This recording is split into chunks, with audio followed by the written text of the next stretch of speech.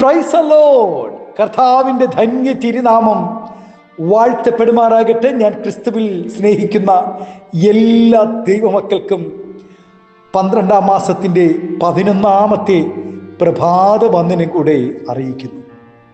ലോകമെമ്പാടുമായിരുന്നു കൊണ്ട് ഈ വചന സന്ദേശം ശ്രവിക്കുന്ന എല്ലാ ദൈവദാസന്മാർക്കും ദൈവദാസിമാർക്കും വാത്സല്യ കുഞ്ഞുങ്ങൾക്കും എൻ്റെ ഹൃദയത്തിൻ്റെ ആഴമേറിയ സ്നേഹത്തെയും വന്ദനത്തെയും നന്ദിയും ഒപ്പം പ്രാർത്ഥനയും അറിയിക്കുന്നു. പ്രാർത്ഥനയോടുകൂടെ ഈ പ്രഭാതവും വചന സന്ദേശത്തിലേക്ക് നമുക്ക് പ്രവേശിക്കാം. സങ്കീർത്തനക്കാരൻ പ്രകാരം പാടുന്നു: യഹോവ അകൃത്യം കണക്കിടാതെയും ആത്മാവിൽ കപടമില്ലാതെയും ഇരിക്കുന്ന മനുഷ്യൻ ഭാഗ്യവാൻ. ജന്മനാൽ പാപികളായിരിക്കുന്ന മനുഷ്യൻ കർമ്മം കൊണ്ടും പാപികളായി തീർന്നു കൊണ്ടിരിക്കുന്നു. പാപം ചെയ്യാതെ നന്മ മാത്രം ചെയ്യുന്ന ഒരു നീതിമാനും ഭൂമിയിലില്ല.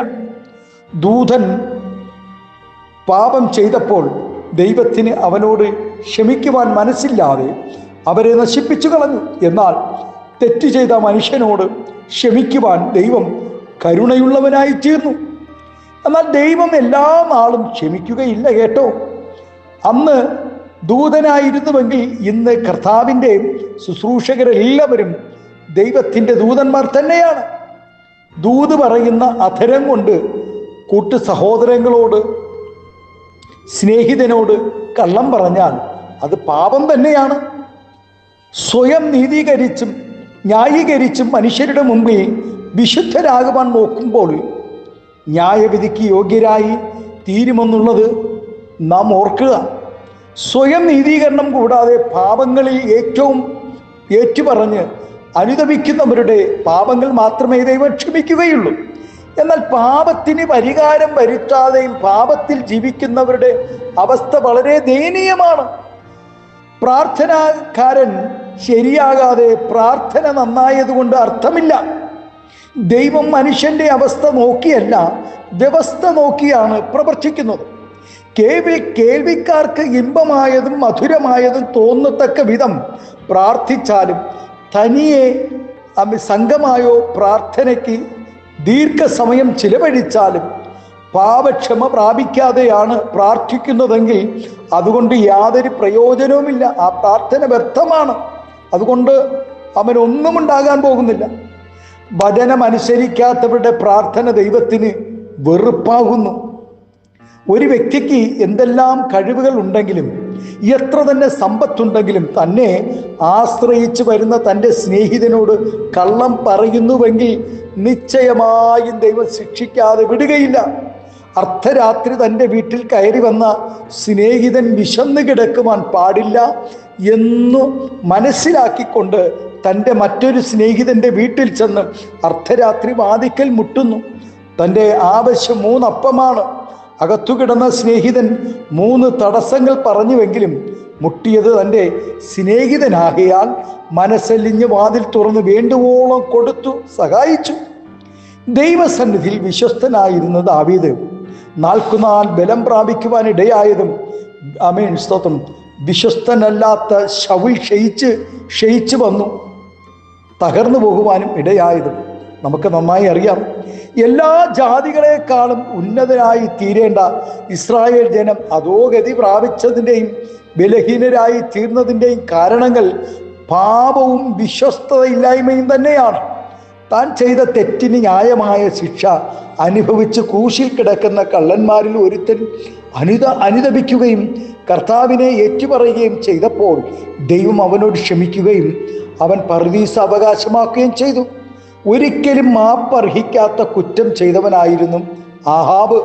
എന്നാൽ അവൻ പാപം ഏറ്റുപറഞ്ഞ് കണ്ണുനീർ ഒഴുക്കിയപ്പോൾ ദൈവത്തിന് അവനോട് ദയ തോന്നി. സ്വയം നീതീകരണം നടത്തിയ പരീശൻ തന്നോട് തന്നെ എന്തൊക്കെയോ പറഞ്ഞ് വീട്ടിലേക്ക് പോയപ്പോൾ അനുതപിച്ച് കരഞ്ഞ ചുങ്കക്കാരനെ ദൈവം നീതീകരിക്കുവാനിടയായി. പ്രിയ ദൈവവേദിയിലെ, ദൈവം നീതീകരിക്കുന്നവനെ ആർക്ക് കുറ്റം ചുമത്തുവാൻ കഴിയും? ആകയാൽ പ്രിയ ദൈവവേദിയിലെ, നാം ഒരു ചെറിയ കള്ളം പറയുമ്പോൾ, അറിഞ്ഞുകൊണ്ടൊരു പാപം ചെയ്യുമ്പോൾ നാം ദൈവവചനം ഓർക്കുക. അത് നന്നായി ആമേശ്വത്രം നന്നായി നാം ഓർക്കുന്നതും പഠിക്കുന്നതും നന്നായിരിക്കും. പാപങ്ങളെ ഏറ്റുപറഞ്ഞ് അനുദപിച്ച് മടങ്ങി വരുന്നവരെ സ്വീകരിക്കുന്ന സ്നേഹിതനായ ഒരു നല്ല കർത്താവ് നമുക്കുണ്ട്. തെറ്റുകൾ സംഭവിക്കാത്ത മനുഷ്യരില്ല. എന്നാൽ സ്വയം നീതീകരിക്കാതെ അവയെ ഏറ്റുപറഞ്ഞാൽ അവൻ്റെ കരുണ ലഭിക്കും നിശ്ചയം. ആകയാൽ പാപം മൂടിവെക്കാതെ അത് ഏറ്റുപറഞ്ഞ് ശുദ്ധീകരണം വരുത്തി നല്ല വിശുദ്ധ ജീവിതം തുടരുവാൻ ദൈവം എല്ലാവരെയും സഹായിക്കട്ടെ. ഈ പ്രഭാതം എല്ലാവരെയും അതിനായി ഒരുക്കട്ടെ, അനുഗ്രഹിക്കട്ടെ.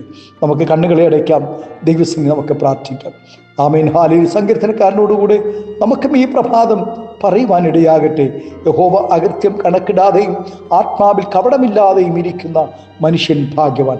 നാം ഭാഗ്യവാന്റെ പട്ടികയിൽ ഈ പ്രഭാതം എണ്ണുവാൻ തക്കവണ്ണം നമ്മുടെ കുറവുകളെ ഏറ്റുപറഞ്ഞുകൊണ്ട് ദൈവസംഗി നമുക്ക് പ്രാർത്ഥിക്കാം. സ്വർഗീയ പിതാവേ, നല്ല ദൈവമേ, സ്നേഹവാനായ ഞങ്ങളുടെ നല്ല കർത്താവ്, അനുഗ്രഹം പ്രശാന്തവുമായ നല്ല പ്രഭാതത്തിനായി നന്ദി പറയും. നാഥാ, ഈ പ്രഭാതം ഞങ്ങളുടെ കുറവുകളെ ഓർക്കാതെ, ഞങ്ങളുടെ ബലഹീനതകളെ ഓർക്കാതെ, ഞങ്ങളുടെ കൊടുക്കൽ വാങ്ങൽ, ഞങ്ങളുടെ സംസാരം, നോട്ടം, ചിന്ത, പ്രവൃത്തികൾ, ഞങ്ങളുടെ ആരാധനക്കുറവുകൾ, ഞങ്ങളുടെ പ്രാർത്ഥനക്കുറവുകൾ ഒന്നും ഓർക്കാതെ എൻ്റെ സ്വർഗത്തിലെ നാഥനെ ഞങ്ങളെ കർത്താവെ ഭാഗ്യവാന്റെ പട്ടികയിൽ എണ്ണുവാൻ തക്കവണ്ണം ഞങ്ങളോട് കരുണ തോന്നണം.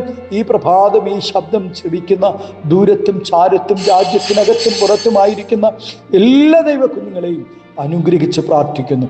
ആത്മീയ ഭൗതിക നന്മ നൽകി മാനിക്കണം, ആദരിക്കണം, അനുഗ്രഹിക്കണം. മകച്ചമങ്ങെടുക്കണം. യേശുവിൻ്റെ നാമത്തിൽ കൃപയോടെ പ്രാർത്ഥന കേൾക്കണമേ സ്വർഗീയ നല്ല പിതാവേ. ആമേൻ, ആമേൻ. Thank you. God bless you. ദൈവം എല്ലാവരും ഈ പ്രഭാതം ധാരാളമായി അനുഗ്രഹിക്കട്ടെ. Thank U.